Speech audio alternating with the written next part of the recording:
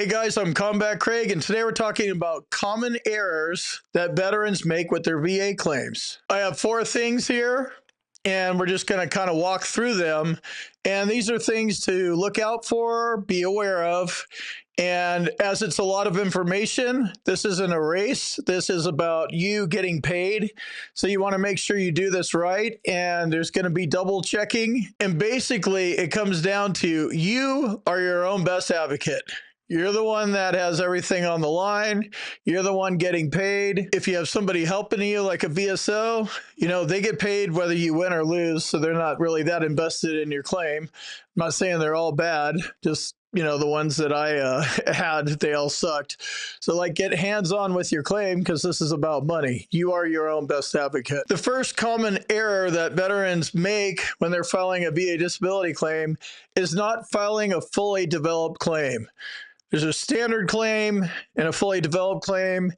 And as the time differences between the two aren't that big, you still want to make sure it's fully developed anyway. So that means that if you're filing a claim, you're going to have a disability or disabilities in it. And you need to understand 38 CFR.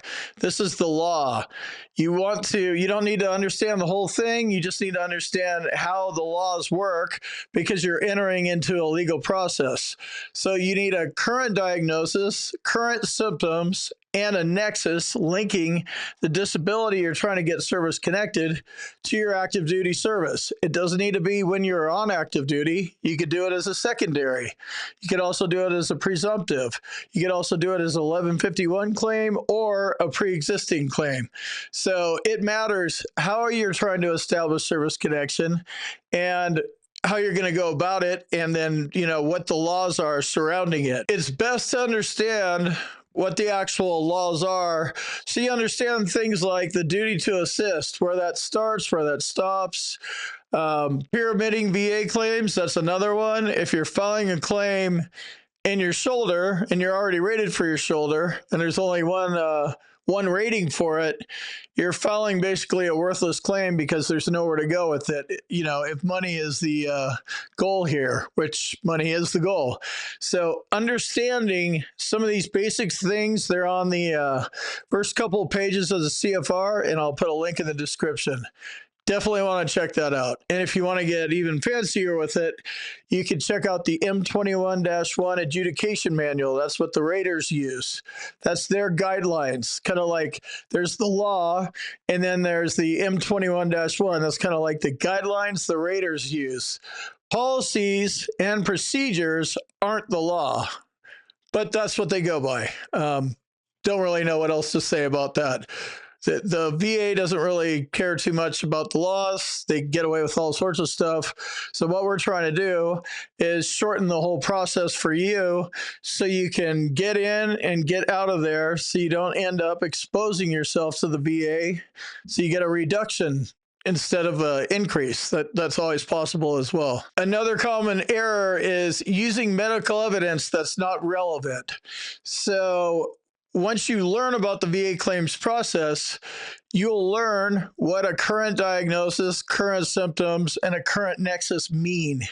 If you haven't figured that out yet, current means 6 months to a year at the max.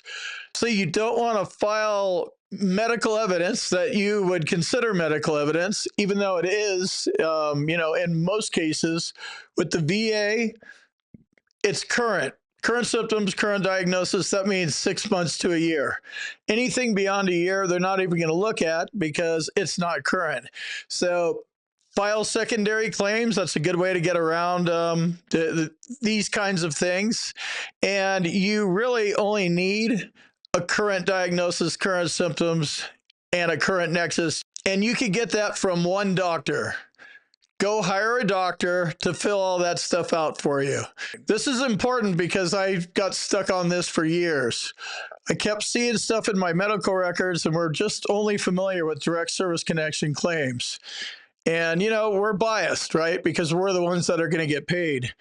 And the VA knows that.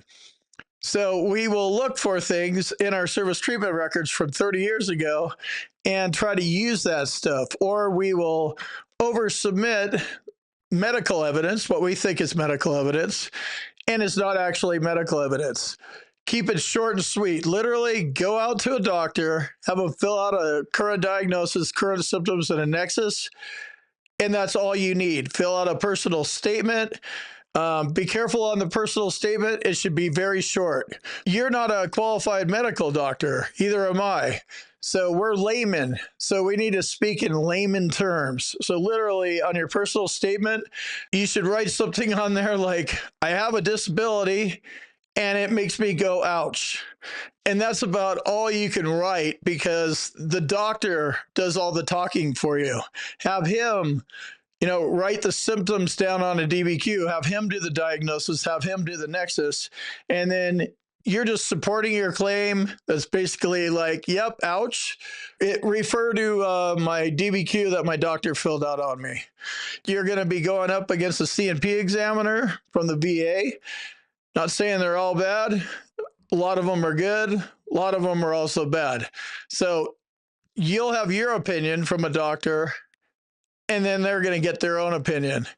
And once that happens, now you're putting this into a tie situation. You have your guy over here that you paid, their guy over there that they paid. And when it comes time for the rater to look at it, he has to consider both pieces of medical evidence. You got positive and negative.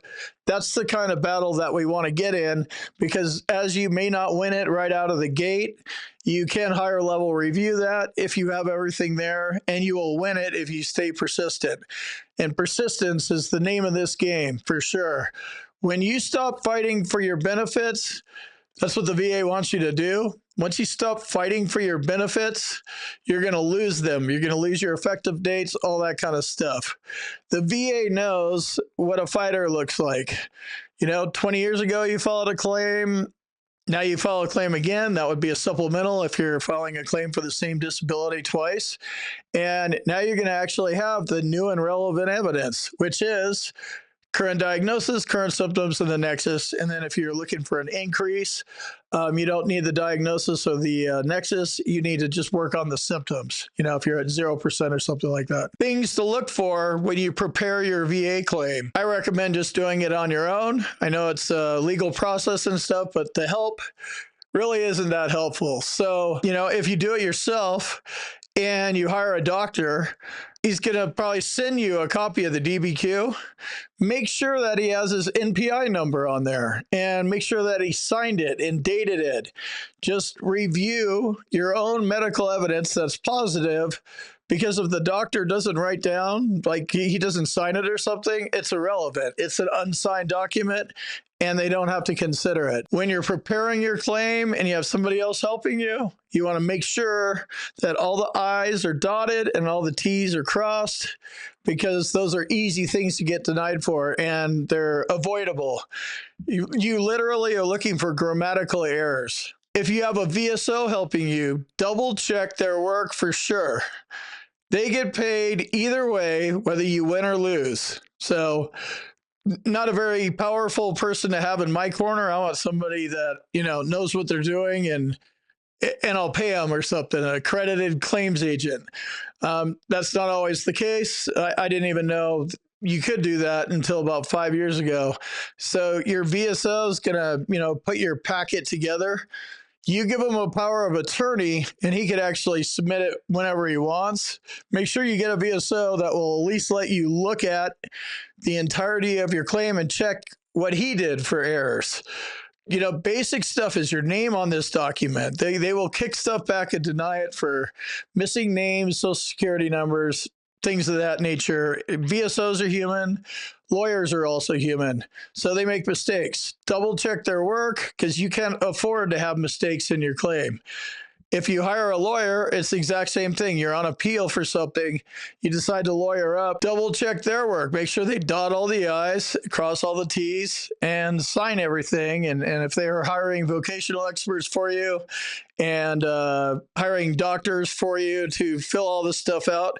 Make sure you check it, because you could catch one error just by scanning through everything and, hey, kick it back to the lawyer. This isn't ready to go. This isn't even signed. Those are some things that you could do while you're preparing your claim. The importance of detailed documentation for the disability you're trying to file a claim for. This one could get complicated.